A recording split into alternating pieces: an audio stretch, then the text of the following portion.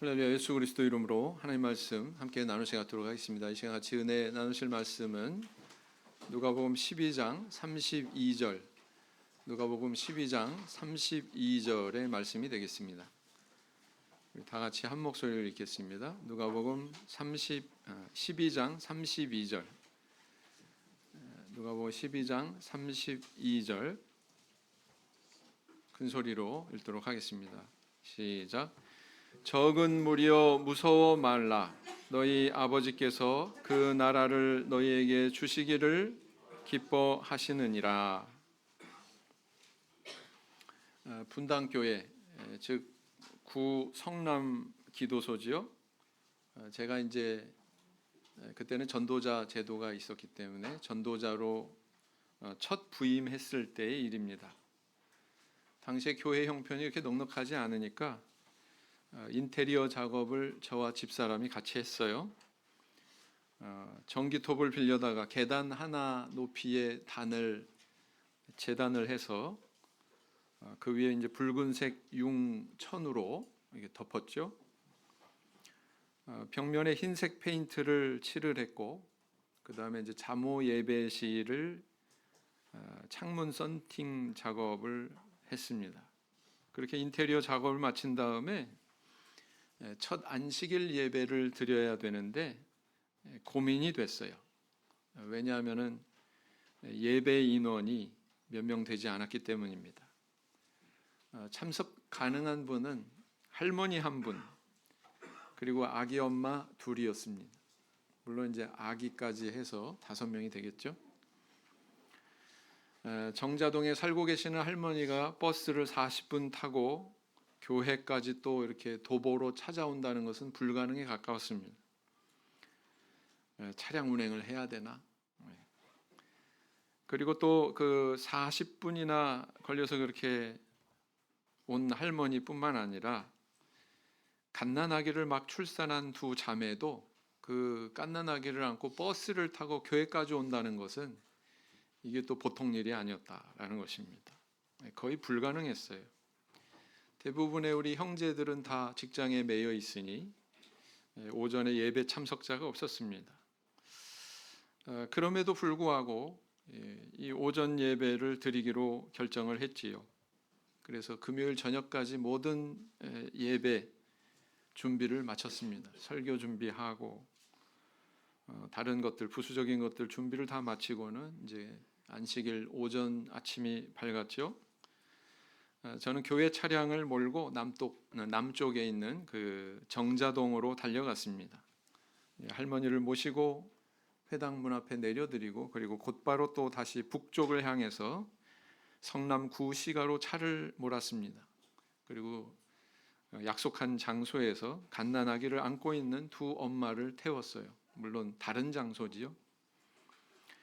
그렇게 저희 내외 할머니 한 분, 두 자매와 또 두 아기, 이렇게 7명으로 전세로 얻었던 그 회당에서 안식일 오전 첫 예배가 시작이 됐습니다. 1년 뒤에는 예배 인원이 15명이나 되었고 수세자도 5명이나 되었습니다. 2025년에 우리 청주교회 수세자가 5명인데 이제 막 시작한 기도소에서 5명이 세례를 받았어요. 수세자 이름은 이렇습니다. 박지영, 은율자매는 이 이름이 익숙할 거예요. 문지혜, 두 사람은 성인 신도였고, 그 다음 백소영 어린이, 백하영 아기, 최종민 아기, 이렇게 5이었습니다. 이렇게 과거를 돌아보면서 저는 생각을 해보게 됩니다. 눈에 보이는 게 다가 아니구나. 우리는 살아가면서 숫자에 관심이 많고 그 숫자에 연연하는 경우가 많지요. 그러나 우리 눈에 보이는 현재가 다가 아니다라는 것입니다. 지금 현실은 그럴지라도 보다 더 나은 미래의 열매를 우리 믿음의 눈으로 우리는 볼 수 있어야 된다라는 것입니다. 우리 성도님들은 현재 내 눈에 보이는 그 현상만으로 거기에 굴복하며 그것으로 모든 것을 판단하면서 살고 계십니까? 아니면 믿음의 눈으로 미래를 그려보면서 또 그 미래에 살고 계십니까? 무엇이 우리 그리스도의 마음에 합당한 눈일까요? 오늘은 이 제자들에게 주셨던 예수님의 교훈의 말씀 중에서 적은 무리여 무서워 말라, 이 말씀의 의미에 대해서 함께 살펴보고 은혜를 나눠보고자 합니다. 우리는 어떤 가치를 평가하거나 또 그 평가에 의해서 선택을 할 때 많은 사람들이 따르는 의견을 수용하는 그런 경향이 있습니다.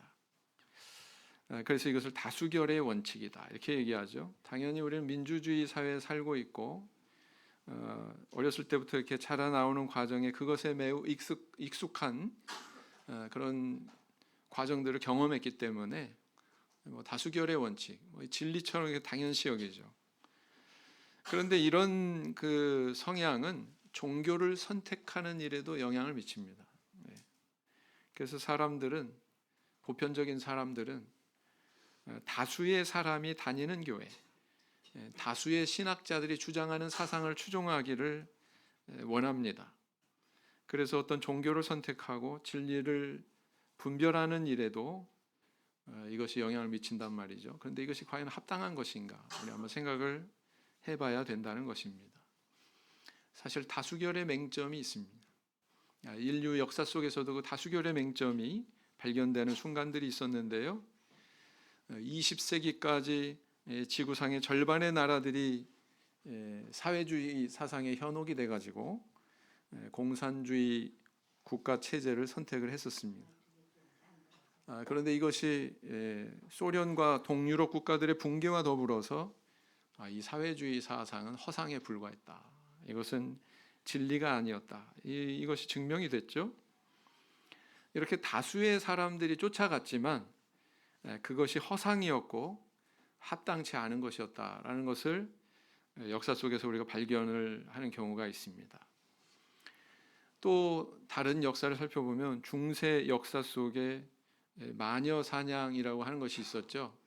마녀 사냥이라고 하는 게 뭐냐면은 유럽에 오랜 기간 동안 이렇게 종교 전쟁이 일어나고 뿐만 아니라 또 30년 전쟁, 그 다음에 또 그 패스트라고 하는 질병에 의해서 그 시대의 팬데믹 기간을 경험을 했습니다. 사람들은 그런 재난과 재화를 경험하면서 그 원인에 대해서 생각했어요. 도대체 이런 재난과 재앙이 어디서부터 비롯된 것인가? 이유가 뭔가? 그리고 사람들은 그 원인이 마법사나 마녀 같은 사람들로 인해서 기원했다. 이렇게 결론을 내리고 말았습니다.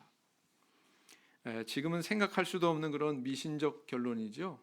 그렇지만 그 시대의 사람들은 그렇게 결론을 냈다는 것입니다. 그리고 그 결과는 굉장히 암울했죠. 왜냐하면 죄 없는 많은 사람들이 마법사나 마녀로 몰려가지고 죽임을 당했기 때문입니다. 이게 소위 마녀 사냥이죠. 이 마녀 사냥은 프랑스, 독일, 오스트리아, 기타 유럽 전역에 퍼져나갔고 정말 많은 사람들이 죽어갔습니다. 그래서 대표적인 그 우매한 다수의 편견이 만들어낸 범죄의 역사, 그게 바로 마녀 사냥이다라는 것입니다. 어때요? 다수가 우매에 빠지면 이런 결과가 온다는 거 역사 속에서 우리 확인하지 않습니까? 그런가 하면 이런 사례는 과학의 영역에도 예외가 아니다라는 것입니다. 다수결의 폐단이 있었습니다. 르네상스, 문예 부흥의 시대에 천체를 연구하는 과학자가 있었죠. 갈릴레오 갈릴레이 들어보신 적이 있죠? 네, 그래서 이 과학자가 망원경으로 열심히 천체를 관찰하다가 과거로부터 여태까지의 사람들은 다 지구를 중심으로 태양도 돌고 달도 돌고 다른 행성도 돌고 이렇게 생각을 했는데 그게 아니라 지구가 태양을 중심으로 회전한다는 사실을 발견했습니다. 그래서 지금까지 믿어왔던 잘못된 그 가설이 천동설이라고 그러고, 그 다음에 이 과학자가 발견한 사실이 바로 지동설이라고 했죠. 지금은 아주 당연하게 받아들여지는 지동설이지만 그 무렵에는 그렇지 않았다는 것입니다. 그래서 종교계의 위협적인 그런 주장을 하는 이 갈릴레이가 법정에 송환이 됩니다. 재판에 회부가 돼서 그는 이제 위기를 당하게 되죠. 지동설을 주장하고 죽을 것이냐, 아니면 이것을 철회하고 살 것이냐, 이런 아주 절박한 상황에 몰리게 되고 결국 그는 나는 지동설을 철회하겠습니다, 이렇게 이야기하게 되죠. 그래서 이제 목숨은 구하게 됐지만 그는 법정에서 물러나면서 혼잣말을 했답니다. 그래도 지구는 돈다. 왜냐하면 그거는 사실이니까요. 부인할 수 없는 사실이니까요. 현대에 와서는 천동설을 믿는 바보는 아무도 없습니다. 그러나 우리가 과거 역사를 이렇게 반추해 볼 때 과학적 진리에 대해서도 우매한 다수의 판단이 이렇게 영향을 미치는구나 라는 걸 알 수 있어요, 없어요? 그럼 알 수 있습니다. 인류의 역사뿐만 아니라 사실은 성경의 역사를 살펴보아도 별다르지 않은 결론에 도달하게 됩니다. 노아 시대에 하나님은 죄악으로 가득 찬 세상을 보시면서 한탄하셨죠. 그래서 이제 부패한 인류를 물로 멸망시키고자 하셨습니다. 이때의 이 역사에 대해서 베드로 사도는 이렇게 기록을 하고 있습니다. 베드로전서 3장 20절 말씀을 보시겠습니다. 베드로전서 3장 20절 말씀을 보시겠습니다.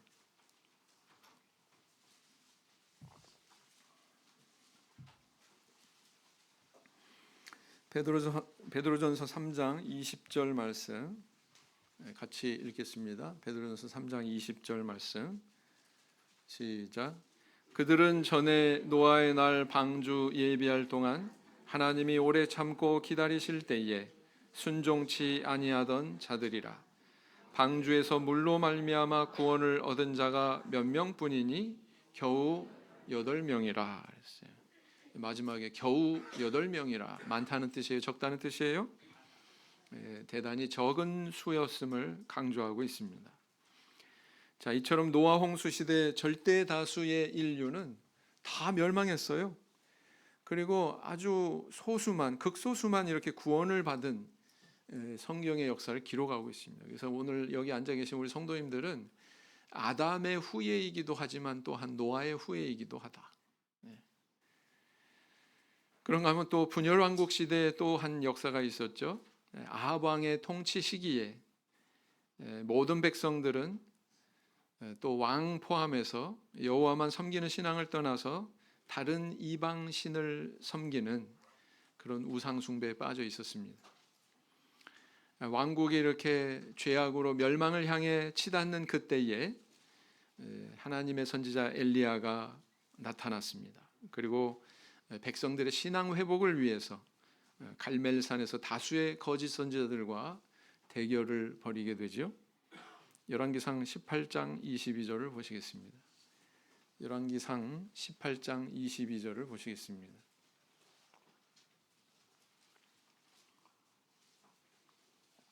열왕기상 18장 22절 같이 읽겠습니다. 시작.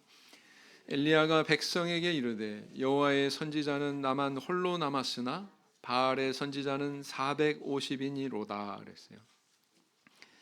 450인과 엘리야 선지자 한 사람, 아주 절대 다수와 절대 소수가 이렇게 대조되고 있어요. 자, 이 엘리야 선지자는 바로 바울 선지자 450에 나중에 다시 또 아스다롯 선지자 400인, 그래서 합하면은 850인이죠. 이 850인의 선지자와 대결을 벌입니다. 그래서 그 대결에서 승리하고 우상 숭배한 모든 선지자들을 죽이게 되지요. 승리한 것 같이 이렇게 보였습니다. 그런데 사실은 그게 아니었죠.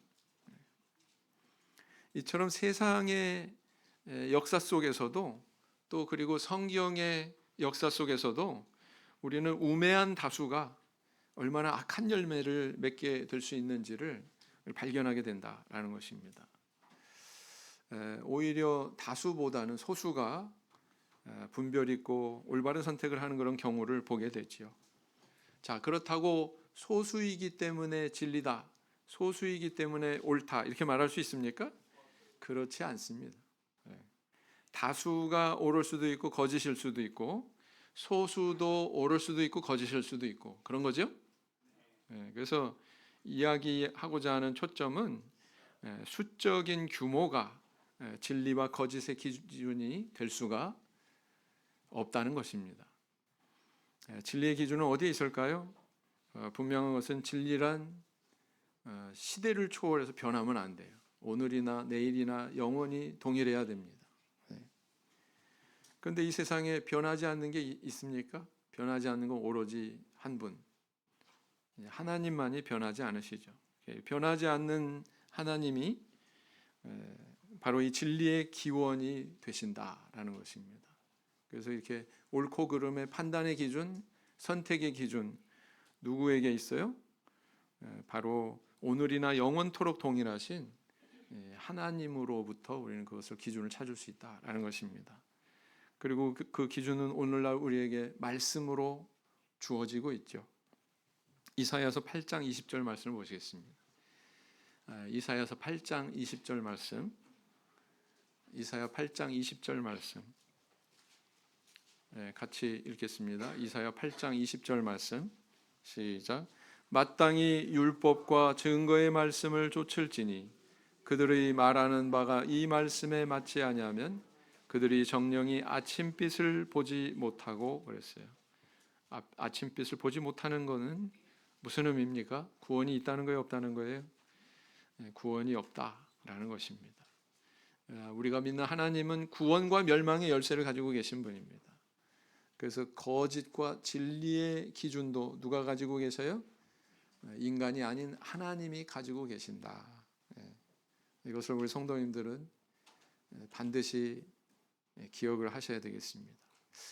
종종 복음을 전할 때 사람들이 이런 의문을 제기하고는 합니다. 고민에 빠지는 사람들이 있죠. 이 이야기를 들으니까 당신들이 전하는 그런 세례에 대한 또 성령에 대한 안식일에 대한 그런 모든 교리가 사실 성경과 이렇게 일치하고 옳다는 것은 알겠습니다. 그런데 한편으로 생각하면 이 세상에 그렇게 많은 교회의 교인들이 다 지옥으로 간다는 말입니까? 이렇게 질문을 해요. 쉽게 받아들일 수 있다는 거예요, 없다는 거예요? 쉽게 받아들일 수 없다는 거예요. 이런 의문을 제기하는 사람의 머릿속에는 두 개의 생각이 충돌하고 있는 것입니다. 한편으로는 옳고 그름의 기준, 구원의 어떤 기준, 이것이 하나님 말씀이 기준이 되어야 된다는 것을 알아요. 반면에 이미 익숙한 다른 원리가 있죠. 그것은 여태까지 살아오면서 경험했던 다수결의 원리, 그것을 기준으로 삼는 그런 것들이 몸속으로 완전히 체화되어 있어요. 체화되어 있습니다. 그래서 이 두 가지 가치가 서로 충돌할 때 이런 의문을 제기하게 된다라는 것입니다. 저도 장로교회에서 참여수교를 개종했다고 그러지 않았습니까? 그 무렵에 정말 이런 질문이 저를 아주 무겁게 끌어잡아당기고 있었다라는 것입니다. 자, 이런 고민의 상황에 처하는 저 이외에 다른 분이 계시다면 우리는 어디서 해답을 찾을 수 있을까요? 물론 성경으로 돌아가야죠. 그리고 또 성경 안에 등장하는 여러 인물 가운데 바울 사도의 기록에서 우리는 그 답을 찾을 수가 있습니다. 바울 사도는 아시는 바와 같이 유대교회에서 기독교로 개종한 인물이죠. 그도 역시 개종한 인물이죠. 역시 그에게도 마음속에 그러한 고민이 있었던 것 같습니다. 그래서 그런 고민을 반영하고 있는 그의 서신서의 내용을 우리 발견하게 되죠. 그 서신서의 내용을 살펴볼 때 그의 고민의 결론은 바로 이것입니다. 로마서 9장 27절 말씀. 로마서 9장 27절 말씀. 로마서 9장 27절 다 같이 읽겠습니다. 한 목소리로. 9장 27절. 또 이사야가 이스라엘에 관하여 외치되 이스라엘 뭇 자손의 수가 비록 바다의 모래 같을지라도 남은 자만 구원을 얻으리니 그랬어요. 바울 사도는 이 로마서를 기록하면서 한 가지 난제에 봉착해 있었습니다. 그 난제로 인해서 그는 고민을 상당히 했던 것 같아요. 그 고민이란 뭐냐? 자, 이스라엘 백성들이 어떤 존재예요? 하나님께서 그들을 선택했습니다. 무엇을 위해서 선택하셨어요? 구원하시겠다고. 구원의 약속을 그들에게 주시고 그들을 선택했는데 정작 메시아가 이 땅에 오셨을 때, 그리스도께서 이 땅에 오셨을 때 그들은 메시아를 거절했습니다. 그래서 하나님은 그들을 구원하시려고 선민으로 택하셨음에도 불구하고 그들은 이렇게 거절했으니 결론은 그들에게 구원이 있다는 거예요, 없다는 거예요? 구원이 없다는 거예요, 그들에게. 그래서 바울은 마음속에 이런 의문이 생겼습니다. 자, 그러면은 도대체 유대인에게 주신 그 하나님의 과거의 언약은 헛된 것인가? 거짓말한 것인가? 그럼 우리가 믿는 하나님은 거짓말하시는 하나님이란 뜻인가? 이 생각이 이렇게까지 가는 거죠. 바울의 결론은 그럴 리 없다. 신실하신 하나님이 그렇게 거짓말하실 리가 없다. 바로 이것이구나. 하나님께서는 그 언약에 속한 남은 자를 있게 하셨구나, 존재하게 하셨구나. 결론이 이렇게 난 거예요. 그래서 이사야 10장 20절에서 21절 말씀을 보시겠습니다. 이사야 10장 20절에서 21절 말씀을 보시겠습니다.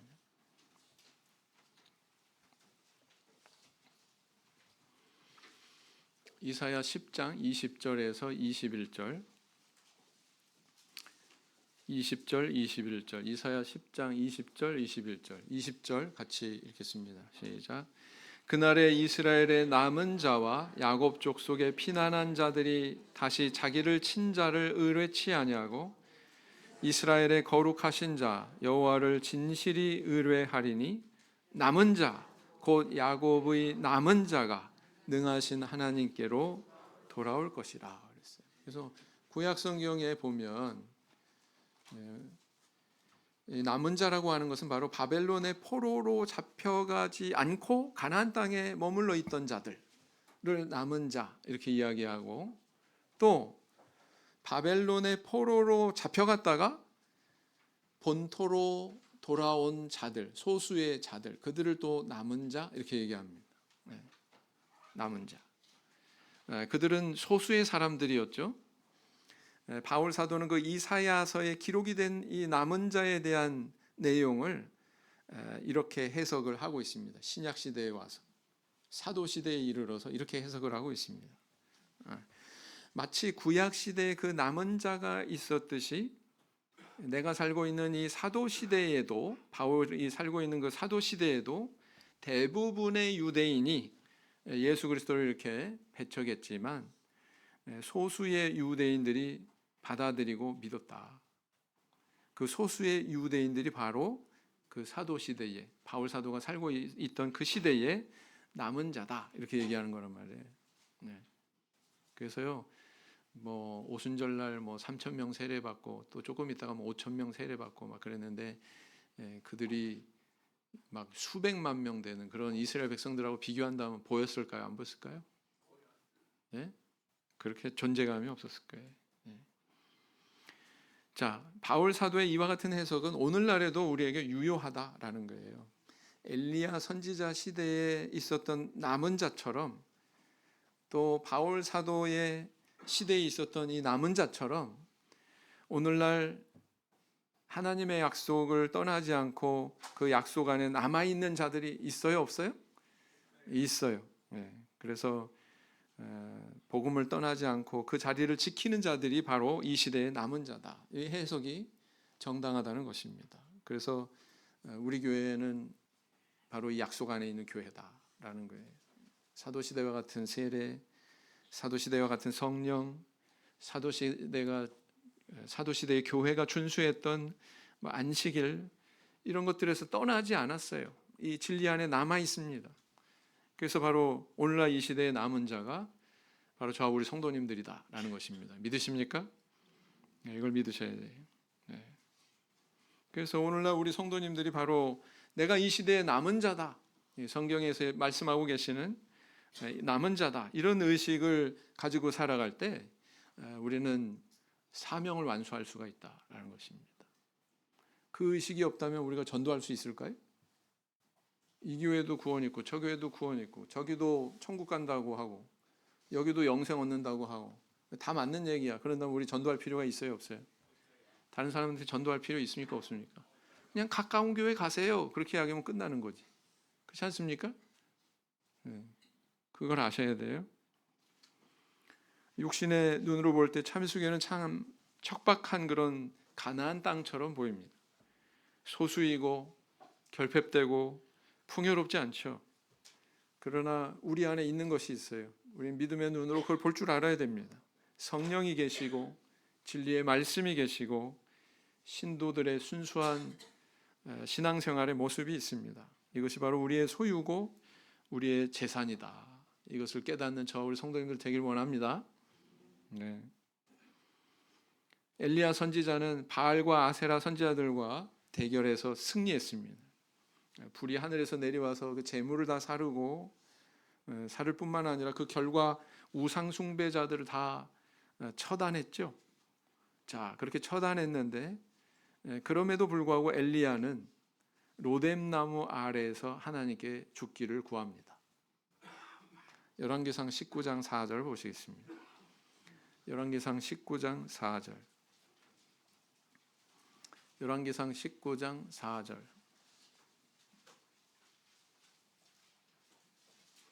열왕기상 19장 4절. 열왕기상 19장 4절 같이 읽겠습니다. 시작. 스스로 광야로 들어가 하룻길쯤 행하고 한 로뎀나무 아래에 앉아서 죽기를 구하여 가로되 여호와여 넉넉하오니 지금 내 생명을 취하옵소서. 나는 내 열조보다 낫지 못하니이다 하고.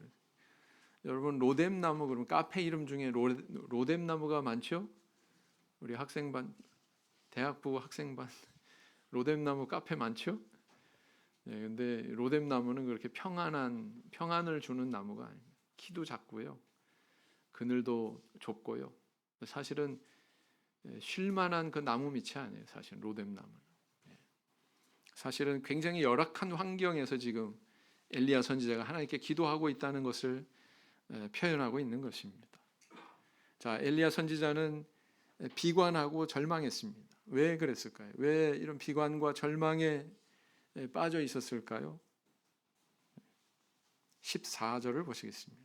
열왕기상 19장 14절을 보시면 저가 대답하되 내가 만군의 하나님 여호와를 위하여 열심히 특심하오니 이는 이스라엘 자손이 주의 언약을 버리고 주의 단을 헐며 칼로 주의 선지자들 죽였음이오며 오직 나만 남았거늘 저희가 내 생명을 찾아 취하려 하나이다. 오직 나만 남았거늘. 엘리야 선지자가 뭐라고 그래요? 하나님 제대로 믿는 사람 나 하나 남았어요. 다 하나님 떠나가고 하나님 믿던 선지자들도 다 죽고 주님의 단도 다 헐리고 이제 나만 남았습니다. 이렇게 얘기하고 있죠. 그런데 저희가 내 생명을 찾아 취하려 하나이다. 이렇게 얘기하고 있죠.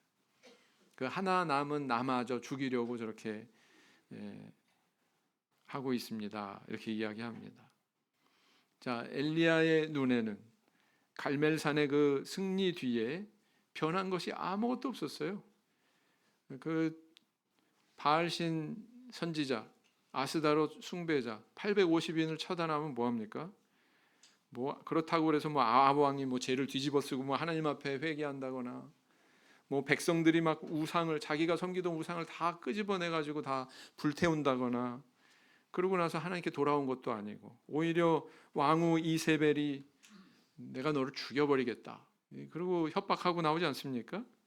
엘리야가 이런 상황을 만나니까 크게 실망한 거예요. 크게 실망한 겁니다. 비관에 빠지고 절망에 빠진 것입니다. 그래서 하나님 앞에 요구하는 게 뭐였어요? 이제 나만 남았으니까 나도 마저 죽여주세요. 하나님의 손으로 죽여주십시오. 이렇게 기도하지 않습니까? 정말 극한에 처한 그런 비관과 절망을 토로하고 있습니다. 그런데 그런 그에게 하나님께서 이렇게 말씀하시죠.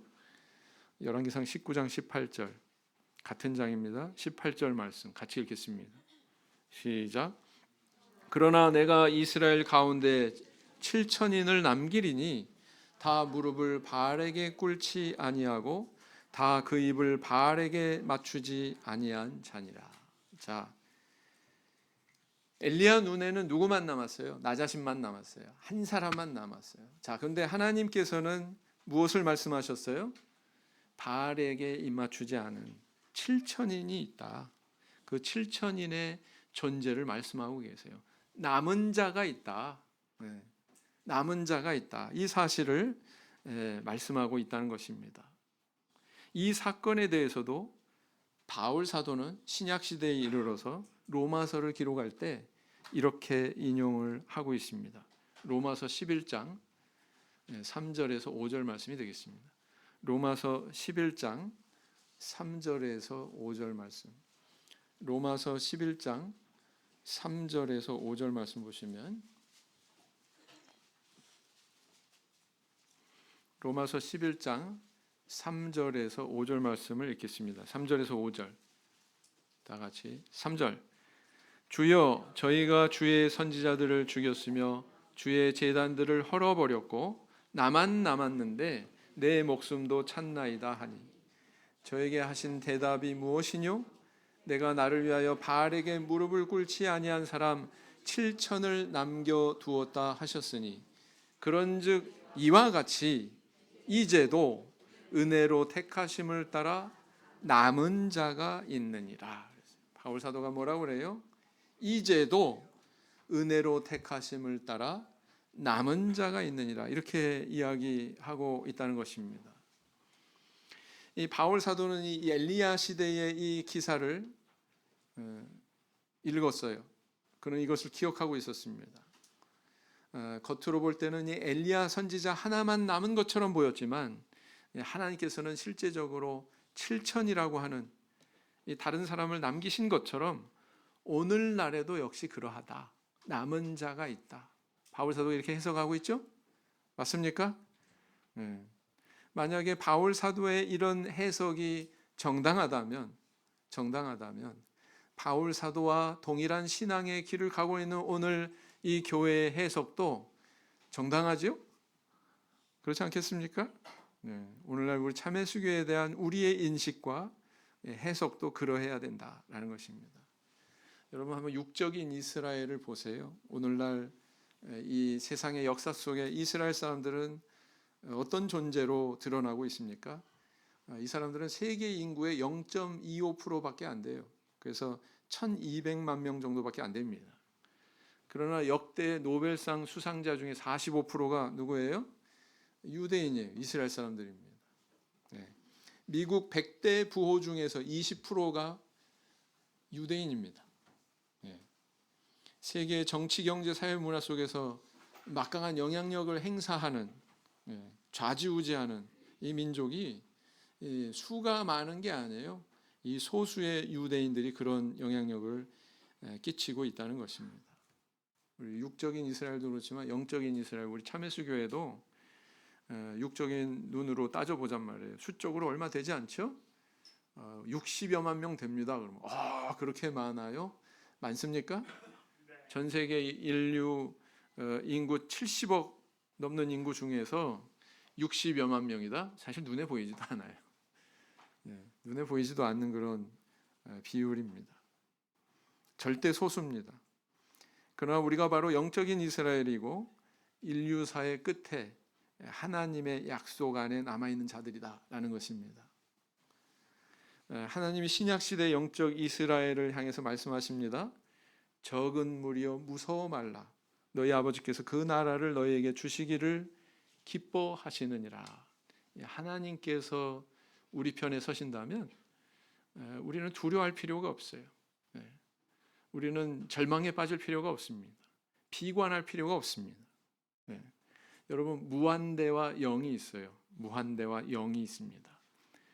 우리가 만약에 1%의 믿음을 가지고 있다면 어떤 사람은 또 50%의 믿음을 가지고 있다면 그것은 크고 작고 따질 필요가 없습니다. 왜냐하면 거기다가 하나님의 무한대의 능력을 곱하면 어떻게 돼요?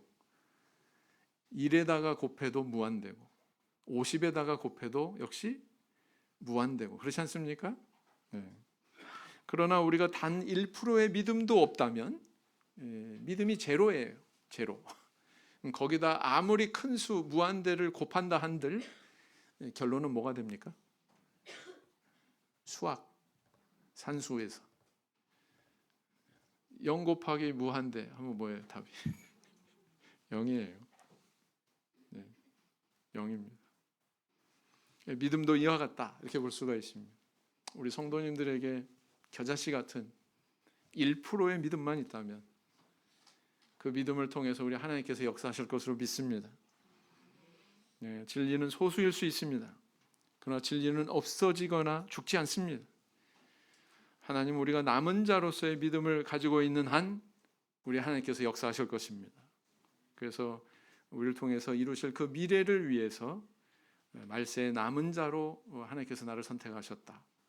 엘리야 시대의 남은 자처럼, 또 사도 시대의 바울과 더불어 남은 자처럼 말세의 남은 자로서 자기 정체성을 뚜렷이 하시고 복음 전파의 사명을 다해 가시는 저 우리 성도님들 다 되시기를 예수님 이름으로 기원드립니다. 묵상 기도하시겠습니다.